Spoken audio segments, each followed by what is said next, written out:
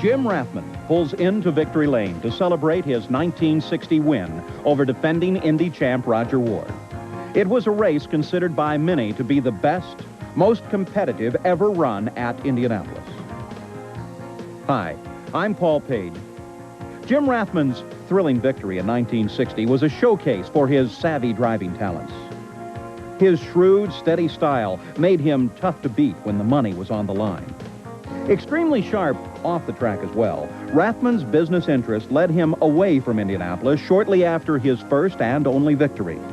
But the memories of Jim Rathmann remain in the minds of those who witnessed his presence at the Indy 500, a race for heroes.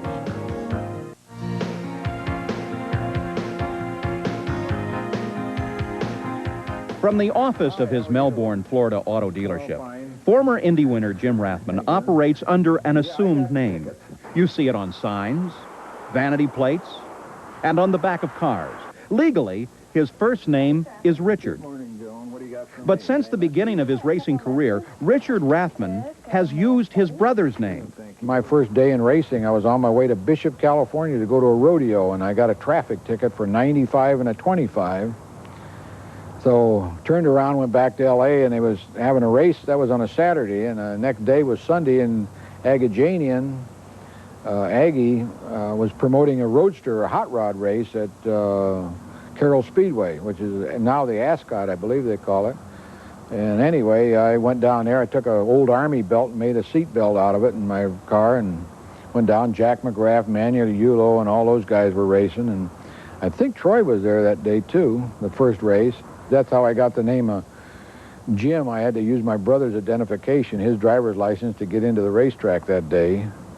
And his driver's license, I think he was cheating a little bit then, too. I don't remember, but he was 3 years older than I was, and he was satisfied with his driver's license, so that's how I got started driving, and I just kept the name of Jim from then on. Soon, the California racer was a regular in the Granatelli Brothers race series at Soldier Field in Chicago. And with the Granatelli's help, Rathmann entered his own car in the 1949 Indy 500. I had this Maserati, and Flaherty wanted to go up and drive stock cars to pick up some money in Chicago, and I had a real super stock car that I built, and I told Flaherty, if you want to go up there, Pat, and drive my car in Chicago, why, you're welcome to it. Driving Pat Flaherty's vacated car, Rathmann qualified 21st and placed 11th in the race. The next 2 years, Rathmann found his Indy career progressing slowly. Starting 28th in 1950, he was running in 24th place when the race was stopped because of rain. In 1951, he didn't run at all due to a conflict with the AAA, the sanctioning body at that time. Back with the Granatelli brothers in 1952, Rathmann put his Offie-powered dirt car on the inside of the fourth row. On the pole was Fred Agabation in a supercharged Cummins diesel. Several of the top qualifiers were driving supercharged cars as well. The start was slow, and going into turn one, only Jack McGrath could keep the hard-charging Rathmann from taking the lead. Don Cummings was mad at me because he sat on a pole with the diesel that year, and he was I took all the razzmatazz, or whatever you want to call it, away from Freddie Agabation because I sort of out-snookered him on the start. Rathmann was still in second by the end of the first lap, but quickly dropped down to third behind Bill Vukovich and Troy Ruttman. Running far behind the leaders, Rathmann did manage to hold on to third most of the race and moved into second when Vukovich lost his steering on lap 192. He finished the race in second place behind Troy Ruttman. In a year when many drivers fell victim to the oppressive heat, Jim Rathmann led the 1953 race briefly. But a long pit stop slowed him down, and he eventually took relief, a common practice on hot days, from Eddie Johnson. We had some special asbestos on the exhaust pipe, and the engine was laying way over to the left-hand side and had these big exhaust pipes right under the hood right in front of the cowling, and that car got horrible hot. I mean, the pedals, my feet got hot, everything got hot in it. Rathmann watched from the pits as his car finished the race in 7th place with Johnson driving. Qualifying not being his strong suit, Jim was bumped from his original spot in the 1954 lineup. Driving a different car, he was able to re-enter the field on the inside of the 10th row.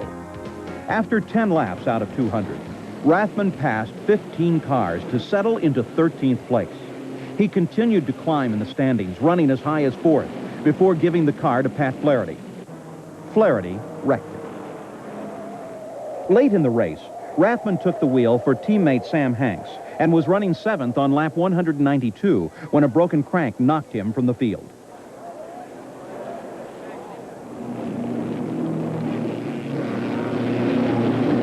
In 1955, Rathmann stepped into a revolutionary new entry. It was a completely streamlined car with a fully enclosed cockpit, and it was one of the first cars ever to feature two-way radio communication. And I was going down the back straightaway, and some plumber came on there and told me to go to some address and do something or other, and I brought it back in then, and I said, hey, take the radio out of here. I can't talk to some plumber and drive the race car, too. There were problems with the body design as well. Crew Chief Jack Beckley struggled with making the car right.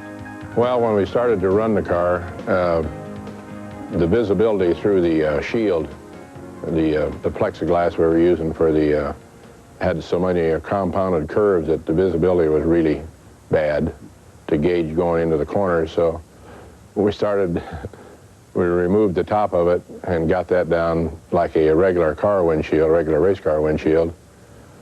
And then with our further running, we found out that the tire temperatures were going out of sight, so we removed part of the streamlining over the wheels, and basically it evolved down to a regular race car when we got through.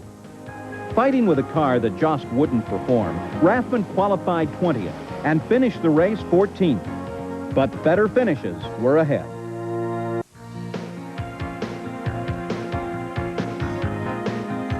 The steadily improving Jim Rathmann joined with Lindsey Hopkins in 1956 to drive the car in which Bill Vukovich had lost his life a year before. He qualified the rebuilt car for the middle of the front row. When the race started, Rathmann grabbed the lead and held on for 3 laps. Pat Flaherty, Pat O'Connor, Tony Bettenhausen, and Paul Russo were close behind, battling wheel to wheel. But as the race wore on, Rathmann was forced to back off. I was doing real good, I can't remember, but I was right up front and got some paper on the grill, and the temperature was way up there, real high. In fact, it was probably boiling, and I was just babying the car, and my brother Dick came by me and sort of made some gestures at me, so I figured I can't have that, so I started racing with him and went out and went by him, because that was a good automobile, and I can't remember where we were running, but we were running up front at the time, and I burnt the thing down. I got it so hot that threw all the water out of it and seized the engine on it. Jim Rathmann's qualifying problems resurfaced in 1957. He finally made the race on the last day of time trials and was nearly bumped again. But his time held up for the 32nd out of 33 positions. 57, why, man, we had nothing but grief with the car. I ran and ran all month long and just tried, and I just couldn't get the car going. Something was wrong with it. In fact, we came over the night before the race and changed the rear torsion bars in the car. Got Clint Bronner opened it up and whatnot. Anyway, we changed the rear torsion bars, were in backwards. So actually, I didn't know. We tore the whole car apart the night before the race, and I hadn't even run a lap in that car before the race, and with the new setup that we had. And anyway, when the race started, why, the car felt real good to me. Advancing steadily up the field, Rathmann held the 14th spot after 10 laps. By the 60th lap, he was third, only 12 seconds behind leader Sam Hanks. He was gaining both on the track and with quick pit stops. Just past the halfway mark, Rathmann took the lead, but Hanks was able to regain the lead and pull away. They put 80 gallons of fuel in the car instead of 40 or 35 gallons. Why, we had an 83-gallon gas tank, or 85. Quinn Epperly built the car and had this gigantic gas tank on the back of it. And you can't see methanol in the sunlight, and I think Jim Travers was filling up the gas tank. He was a fueler, and just filled that beauty all the way up, and I couldn't steer the car the last half of the race after the last pit stop. Rathmann was runner-up for the second time. Driving the same car in 1958, Rathmann again had trouble making the field. He qualified on the 3rd out of 4 days and started the race 20th. After a false start, Ed Lazen spun in the 3rd turn, starting a massive 15-car pileup. Going through the wreck, well, I seen everything happening right in front of me, and I got down in the grass and out of the way. I was slipping and sliding myself, and I seen Jimmy Bryan. He was out there on the racetrack going slow by this time. Cars were going every which way, and old Paul Russo, he sort of got mad at him at me after the race. Why I said, "Thanks, Paul, for clearing away for me." He came through in a big, heavy Novi and just knocked all the cars out in front of me, and I had a clear shot getting back on the racetrack. And I think I came out of that thing around 5th spot. 7 cars were eliminated as a result, and Pat O'Connor lost his life. Rathmann never led that race, but he ran in the top 5 for most of the day. At 400 miles, he attempted a pit stop that would prove to be costly. The car had 2 sets of brakes on it that day, a single set and a double set of spots, and I switched over to the single spots. Well, I tried to stop the car, and when I found out the tires were locked up, I looked around, seen Firestone setting still, you know, the insignia on the side of the tire. So I spun around, I got the clutch in and kept her going, and held up a finger, and I said, "I'll be right around one more lap and I'll be back." I was out there with the right rear tire, and he spun right around me. I was so petrified I couldn't move, and it was pretty hairy for a moment. But thank God he didn't hit anybody, and he went on and then come in the next time a little slower. Rathmann went on to finish 5th, 1 minute and 35 seconds out of 1st place. 1959 began with some confusion as to whose car Rathmann would drive. It was said that he would be with Bob Wilkie's new team, Leader Card Racers, who eventually hired Roger Ward. The first I heard about that new team was when A.J. Watson was building 2 cars. He was building one for Bob Wilkie, and he was building one for Lindsey Hopkins. Lindsey and Wilkie got arguing who was going to drive who at the Speedway. We were going to run the championship deal, and I didn't care too much about running all the championship trail because I was in business, and I just liked to run the paved tracks. I wasn't too steamy on those dirt tracks. So, I don't know, we got in a big argument, and I wound up with driving for Lindsey Hopkins. This year, qualifying was no problem. Rathmann started the race from the outside of the 1st row and soon was involved in an outstanding 4-car battle, along with Roger Ward, Pat Flaherty, and pole sitter Johnny Thompson. Flaherty, Ward, and Rathmann took turns leading the field with brilliant driving and no pit stops. After his first stop, Rathmann did not regain the lead, but never dropped below 3rd. Fighting fuel problems late in the race, Rathmann finished 2nd to Ward and promptly ran out of gas. Jim Rathmann was now a 3-time runner-up.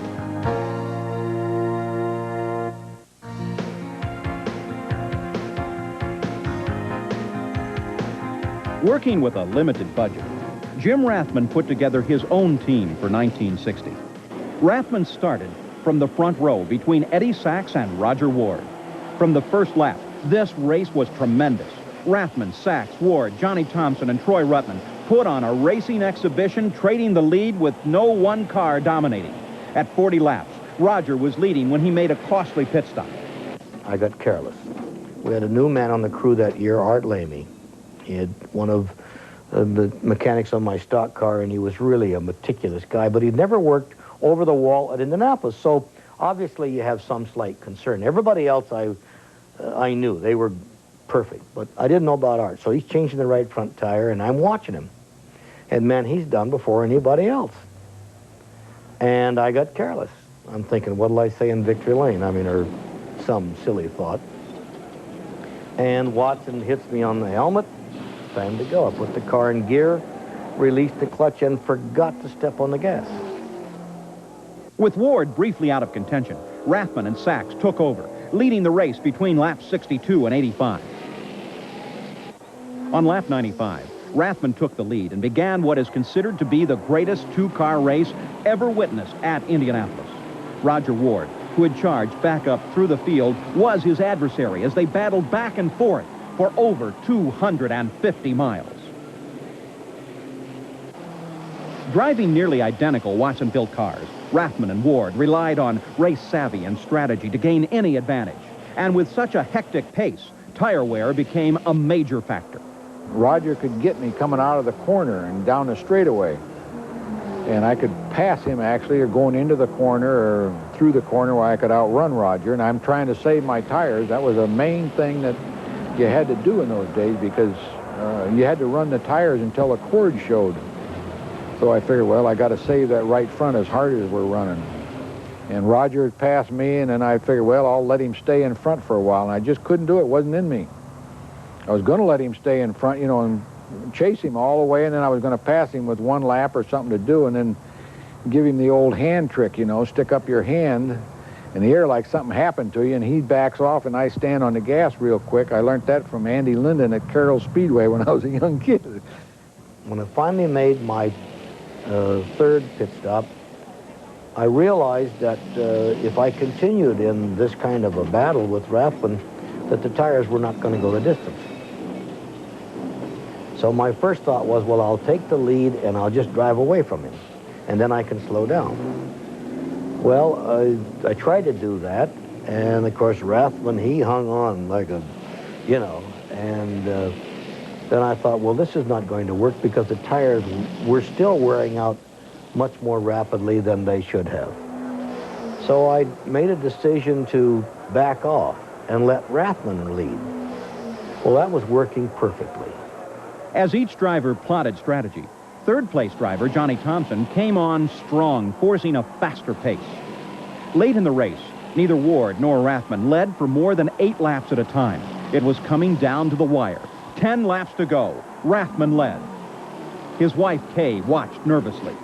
Well, I really didn't think that I would stay in my seat as long as I did, but I guess at that time, maybe I felt if I moved, it would be bad luck, or I don't know if I had any superstitions about that.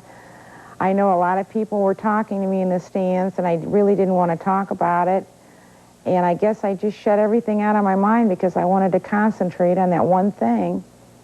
And it wasn't that I wanted to be rude or anything, I just didn't want to talk to anybody at that time, and I didn't want to leave my seat. I felt that my seat and sitting there was good luck, and I didn't want to change anything. Ward took over on lap 194. Rathmann moved back into the lead at 197. Then Ward slowed down, his tires wearing badly. Rathmann held on to win by less than 13 seconds, establishing new records with an average speed of nearly 139 miles an hour and total winnings of $110,000. With his first 500 finally won, Rathmann was able to firm up his business off the track as well. During 1961, why, I got my dealership, and Mr. Cole, president of General Motors at the time, why, he told me when he gave me the dealership that I have to stop driving race cars. So I told him, all right, I'll stop driving race cars if you give me the dealership, the franchise. So he says, okay. So anyway, I got the franchise in 1961, and then we ran Indianapolis.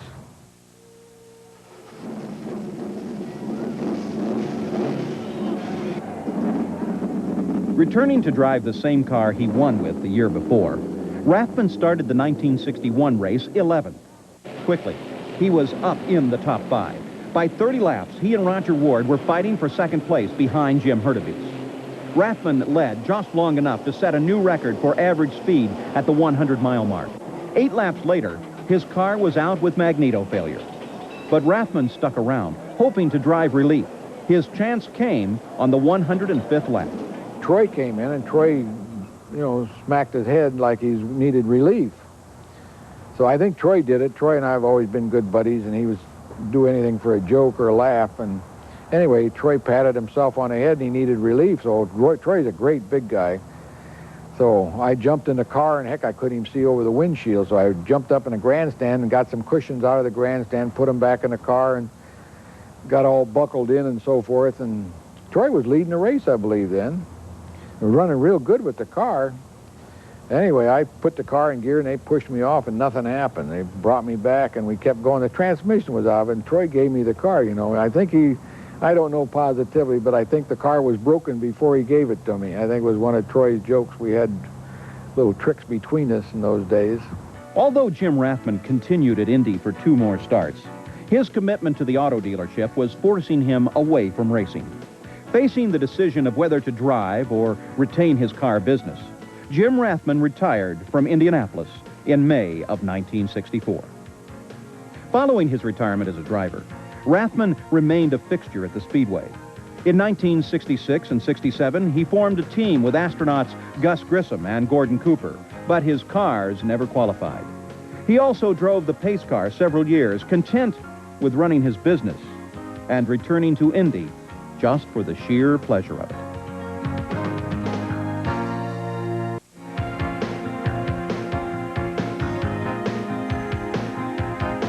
Smooth, dependable, extremely smart on the track, Jim Rathmann survived 13 years at Indianapolis, never hitting a wall. And though he occasionally started from the back of the pack, Rathmann knew how to run on race day. On a rainy day in Indianapolis, mechanic Jack Beckley recalls. Jim's biggest problem was trying to get him qualified. He just was snake bit when it comes to being out there alone. You give him other cars out there to chase or chasing him, and he's a different driver altogether. But he was really a pleasure to work with, and you knew that when the race started, he'd be there somewhere. Rathmann was serious about his racing, but many drivers remembered him as much for his sense of humor. Jim, he was a lot of fun. He was a super lot of fun.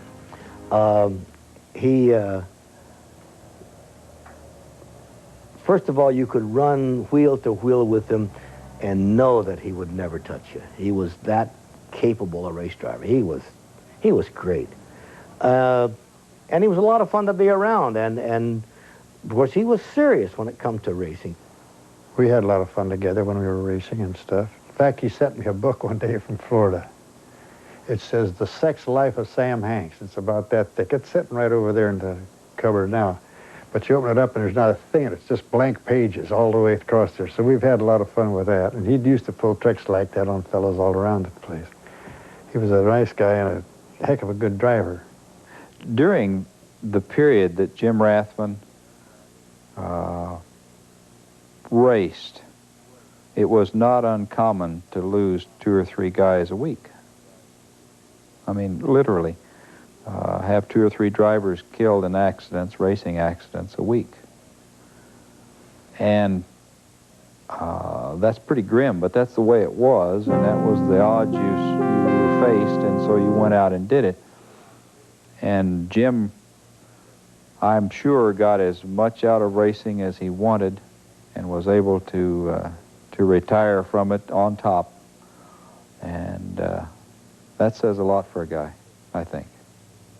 Jim Rathmann obviously was a good driver, but I think Jim was a little bit more of a gentleman's driver. Didn't stay around long enough as far as being a race driver to really become a good, hard-nosed driver.